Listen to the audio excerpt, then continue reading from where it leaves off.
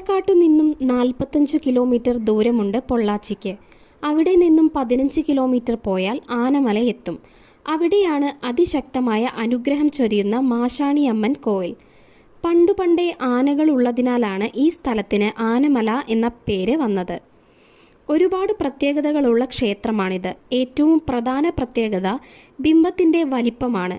15 അടിയിൽ കൂടുതൽ നീളമുള്ള ബിംബം ശയിക്കുന്ന രീതിയിലാണ് പ്രതിഷ്ഠിച്ചിരിക്കുന്നത്. 4 കൈകളിൽ 2 എണ്ണം നിലത്തും 2 എണ്ണം മുട്ടിനും മുകളിലേക്ക് ഉയർത്തിപ്പിടിച്ചും മലർന്നു കിടക്കുന്ന അമ്മൻ. സീതയെ അന്വേഷിച്ച് ശ്രീരാമൻ അലയുന്നതിനിടയിൽ ഇവിടുത്തെ ശ്മശാനത്തിൽ വരികയും അവിടുത്തെ മണ്ണ് കൂട്ടിവെച്ച് മാഷാണി അമ്മനെ കിടക്കുന്ന വിധം പ്രതിഷ്ഠിച്ചു എന്നുമാണ് വിശ്വാസം. ഈ ക്ഷേത്രത്തിലുള്ള മറ്റു 2 പ്രതിഷ്ഠകൾ നീതിക്കല്ല്, മഹാമുനിയപ്പൻ എന്നിവയാണ്.